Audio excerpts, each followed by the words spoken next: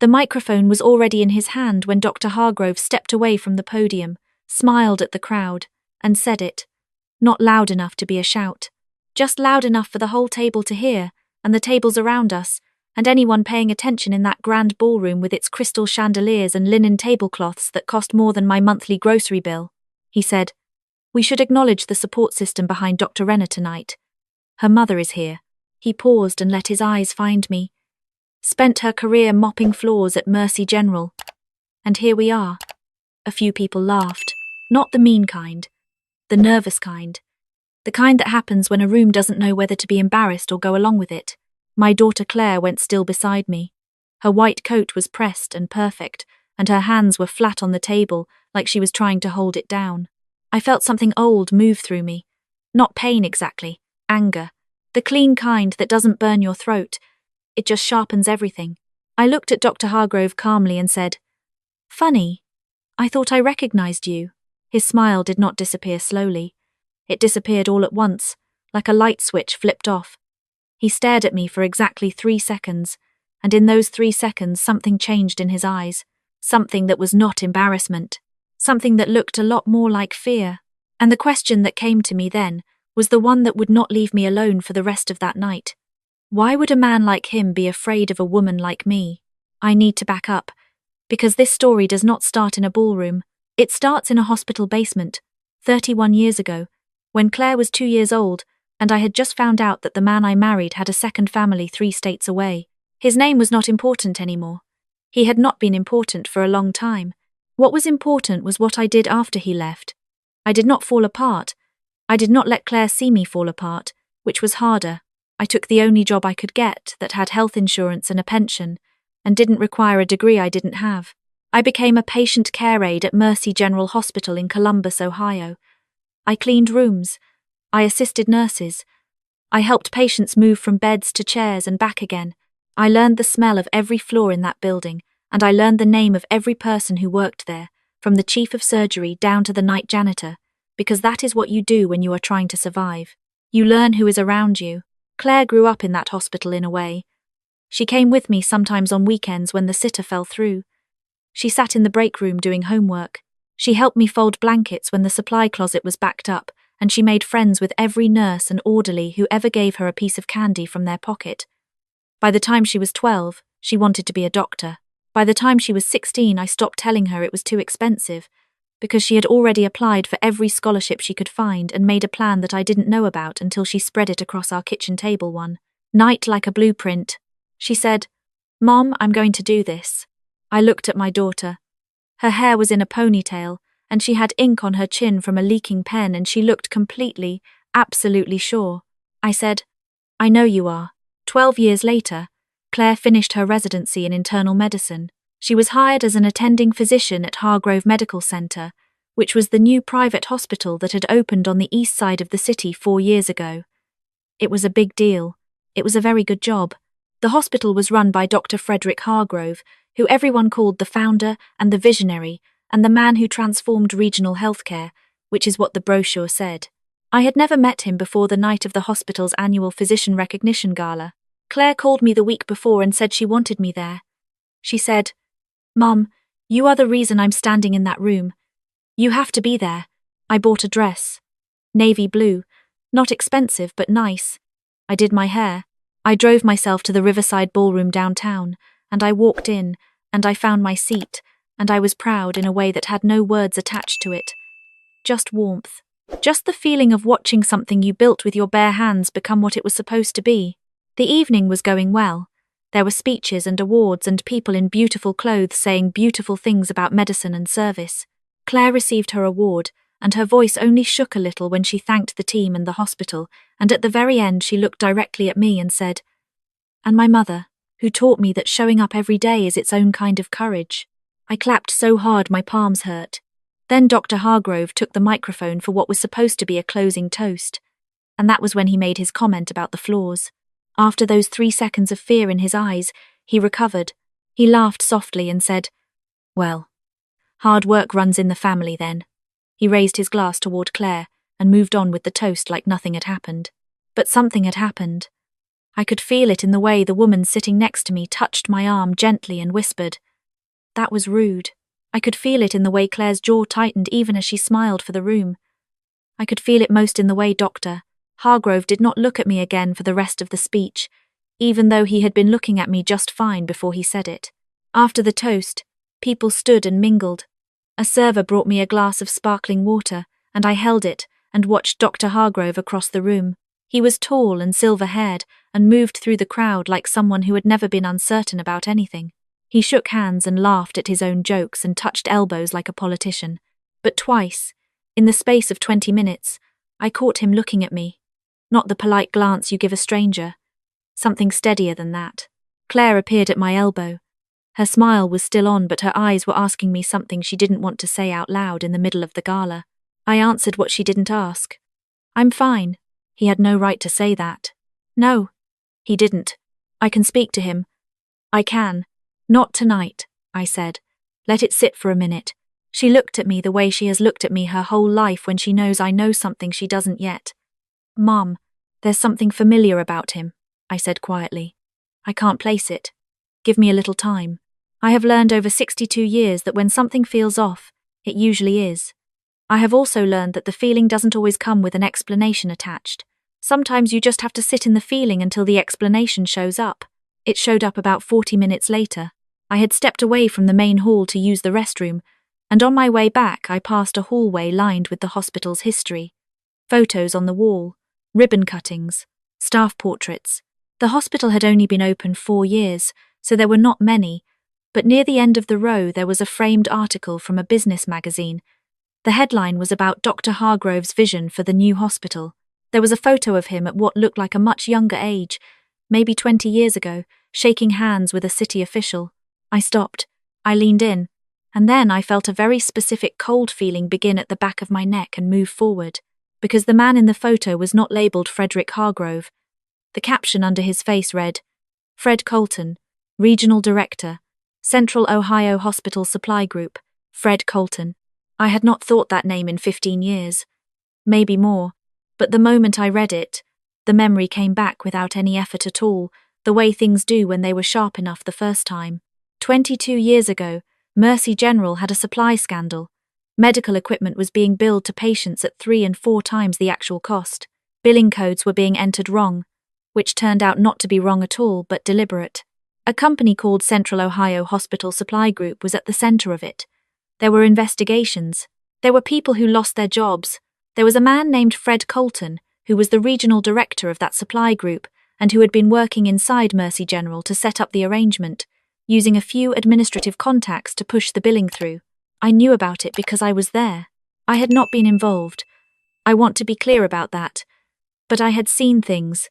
I had walked into a supply office one afternoon to report a broken bed frame and overheard a conversation I was not supposed to hear. 2 men talking about invoices and codes and how the numbers were adjustable. One of them was Fred Colton. When the investigation started, I was called in to give a statement. I gave it. I told the truth about what I heard.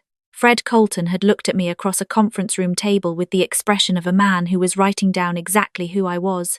The investigation ended quietly. Fred Colton disappeared. Some people said he took a deal. Some people said the hospital buried it to protect their own administration. I never knew the full outcome. I went back to my floor, to my patients, to my life. Claire was in middle school, and she needed lunch money, and I did not have the energy to follow a story that had already cost me 2 weeks of worry. Fred Colton became someone I used to know the way you know the title of a book you once read and didn't finish. Until right now, I stood in that hallway with the photo in front of me and I thought, very carefully, about what it meant that Fred Colton had changed his name and built a new hospital and had, in front of 300 people, gone out of his way to remind the room that I used to mop floors. He recognized me. He had recognized me before he made that comment, not after. And the look on his face, when I said I recognized him, was not the look of someone caught in a small embarrassment. It was the look of someone caught. I walked back into the main hall. Dr. Hargrove was near the bar now, talking to 2 men in suits. I watched him until he felt the watching, which didn't take long. His eyes came to mine. I held my glass and did not look away. He excused himself from the men and walked toward me with a smile that did not match his eyes. Mrs. Renner, he said. Claire had kept my last name when she took her degree. Dr. Hargrove, I said. I hope I didn't offend you earlier. It was meant as a compliment. Hard work is admirable. Of course, I said pleasantly. Fred, the smile stopped. Not faded. Stopped. Like a door closing. He stepped a half-step closer and lowered his voice. I don't know what you think you're doing. I'm having a lovely evening at my daughter's gala, I said. Whatever you think you remember, he said. You should consider whether this is really the right time for old stories. I looked at him steadily. Is there a wrong time for the truth? His jaw moved. Your daughter just started her career here. She has a great deal ahead of her at this hospital. I felt the implication land, like something dropped from a height. Are you suggesting, I said quietly, that my daughter's position depends on what I say or don't say tonight?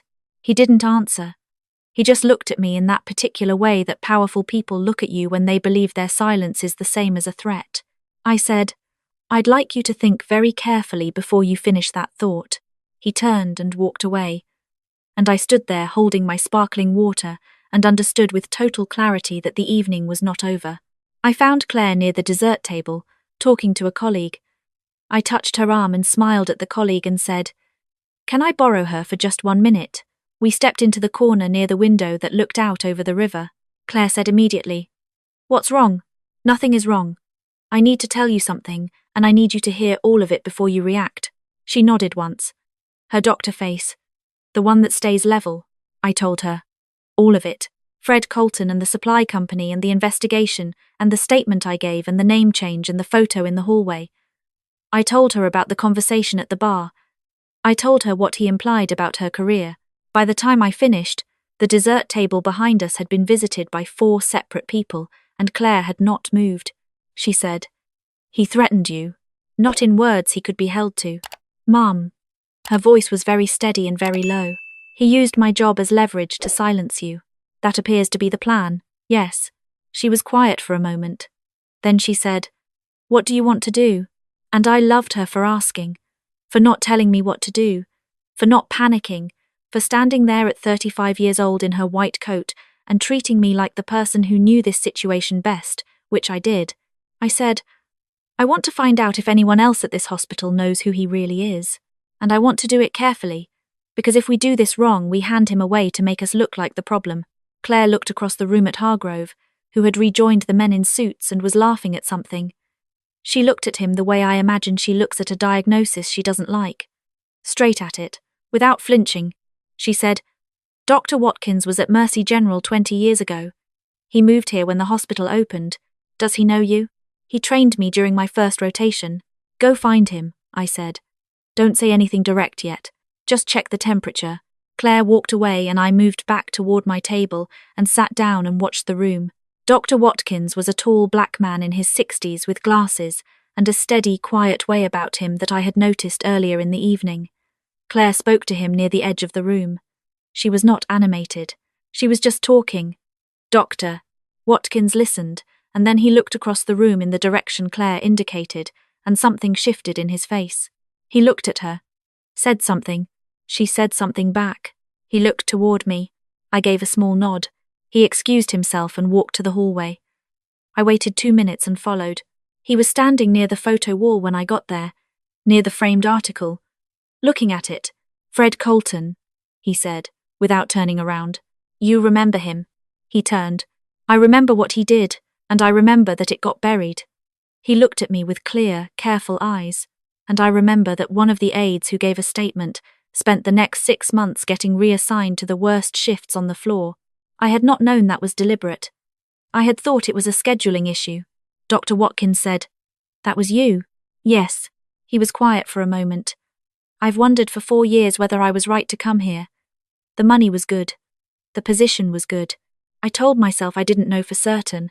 And now, he straightened his jacket. Now I know for certain. We went back inside separately. 30 minutes later, something happened that I had not planned for, which is usually how the most important things happen. A woman approached my table. She was in her late 50s, with reading glasses pushed up on her head, and the look of someone who had been watching a situation develop from across the room and had decided to stop watching. She sat down in the empty chair beside me and said, "Are you Claire's mother? The one who worked at Mercy General?" I said yes. She said, "I worked in billing at Mercy General. Not 20 years ago. 12 years ago. There were irregularities in the records from the previous decade that the administration asked me to review and quietly correct. I was told the person responsible was gone, and it was handled." She paused. I said, "It wasn't handled." "Apparently not," she said. I recognized his face the first week I started here. I didn't say anything because I needed the job and I wasn't sure I could prove anything. She folded her hands on the table. "But someone making that kind of comment about a woman like you, in front of this room, on this night, for no reason that makes sense unless he was scared of you." She looked at me. That made me think maybe it was time. Her name was Doris. She had documents. Not here, but at home. Records she had kept copies of because she had learned, 12 years ago at Mercy General, that you keep copies of things that don't add up. I thought about Fred Colton watching me from across this room all evening. I thought about him choosing to humiliate me in front of 300 people because he thought it would establish him as the one in power and make me feel small enough to stay quiet. I thought about Claire spending 12 years building toward this moment, this night, this room, and this man thinking he could use her as the thing that kept me quiet. And I thought about something my own mother told me once when I was very young. She said, "Baby, the people who try to make you small are always the people who are afraid of how big you actually are." I found Claire again. I found Dr. Watkins. The three of us and Doris stood near the window, and I told them what I was thinking. Claire said, "Tonight? He made it tonight," I said. "Not me." Dr. Watkins said, "If we're doing this, we do it right. No accusations without being willing to stand behind them. No drama for the sake of drama." I said, "Agreed." We walked back into the main hall as the evening was beginning to wind down, people finding coats and saying goodbyes. Dr. Hargrove was near the podium again, speaking to the events coordinator. I walked toward him directly. Claire walked beside me. Dr. Watkins walked on my other side. Doris stayed a few feet back, close enough to be visible. Dr. Hargrove saw us coming. His expression went through several things in a short space of time. Confidence first, then calculation, then something that was not quite fear but was in the same neighborhood. He smiled. "Mrs. Renner, what a nice," I said, clearly enough for the people nearby to hear. "Dr. Hargrove, I owe you a proper introduction. My name is Carol Renner. 30 years ago I worked in patient care at Mercy General Hospital. 22 years ago I gave a statement during an investigation into a medical billing fraud that involved a man named Fred Colton, who was the regional director of Central Ohio Hospital Supply Group." The events coordinator took a small step back. Dr. Hargrove said, very quietly, "This is not the place." "You chose the place," I said, "when you picked up that microphone." Dr. Watkins said, "I was a staff physician at Mercy General during the same period. I remember the investigation." Doris stepped forward. "I worked in billing at Mercy General 12 years ago, and I was asked to quietly correct records from that period. I have documentation." Dr. Hargrove looked at each of us. The ballroom had not gone silent, but the cluster of people nearest to us had stopped their conversations. He said, "This is slander." I said, "No, slander would be saying things I can't support." I said what I witnessed and what I know. I let a beat of silence sit. A name change is not a crime, but what someone does with a new name sometimes is. A woman standing nearby said to the man beside her, not quietly enough, "Did he change his name?" Dr. Hargrove's composure was going the way his smile had gone earlier. In pieces, he straightened his jacket. He looked at me with the expression of a man trying to find one last door out of a room that has no more doors. He said, "Your daughter." Claire stepped forward. Her voice was not loud. It was the kind of quiet that fills a room on its own. "My mother raised me alone for 30 years. She worked at Mercy General from the time I was 2 years old. She came here tonight because I asked her to come. Because she is the reason I am standing in this hospital at all. And what you said about her tonight, in front of these people, was meant to humiliate her into silence." She looked at him without anger, which was somehow worse than anger would have been. It didn't work. The events coordinator had stepped fully away. Several people nearby were no longer pretending to be in different conversations. Dr. Hargrove said nothing. Dr. Watkins said, "I think what happens next is a conversation that involves the board. and probably some attorneys, and probably a very thorough look at those billing records Doris mentioned. He was calm about it the way surgeons are calm, like the situation was already on the table, and the only question was procedure. Dr. Hargrove looked at me one more time. The fear was fully visible now, without the smile to cover it. He looked like what he was, a man who had spent 22 years building a life on a lie and had run directly into the one person he should have simply left alone. I said, "You should have just let tonight be my daughter's night." He walked away from the podium, and he didn't stop walking until he was out of the ballroom entirely. What happened in the weeks after that was not a movie. It was slow and bureaucratic, and sometimes frustrating, and required patience and the right kind of documentation. Doris provided her records. Dr. Watkins gave a formal statement to the hospital board. I gave a statement to a healthcare fraud attorney that Dr. Watkins knew. The board engaged an outside investigation firm. Frederick Hargrove, born Fred Colton, resigned from the hospital 11 days after the gala. The statement from the board said only that he was leaving to pursue other opportunities. But the billing records from the early years of the hospital's operation were placed under review, and the state medical board was notified of the investigation into his licensure under the changed name. It was not fast. It was not tidy. Nobody went to prison in the first 30 days. Real accountability rarely looks the way it does on television, but Claire kept her position. The acting director who stepped in was a woman who had worked with Dr. Watkins for 15 years, and who came to me personally at a hospital function a month later and shook my hand and said, "Dr. Renner has told me about you. It's an honor." I thought about the night years ago when Claire spread her plan across our kitchen table, when she was 16 with ink on her chin and absolute certainty in her eyes. I thought about every double shift and every school pickup and every dinner I made too tired to taste it, and every time I sat on the edge of her bed after she fell asleep and told the ceiling that I would not let the world break her. I had not said that last part to be heroic. I had said it because it was the only thing I knew how to promise. One evening in late spring, Claire and I sat on my back porch with cups of tea. The light was going gold and the neighbour's dog was barking at something in the yard next door, and it was an ordinary evening, in a way that felt extraordinary, because ordinary evenings are what you are protecting when you fight for, the ones that matter. Claire said, "He thought he could use me against you." "Yes," I said, "because he thought you would protect me at the cost of the truth. He didn't know me very well." She was quiet for a moment. "He knew what most people would do." I wrapped my hands around my mug. "Most people haven't spent 30 years getting up in the dark."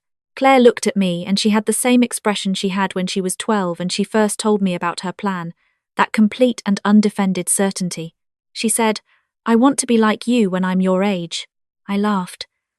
"You're already better than me." "No. I'm what you built." We sat there until the light faded.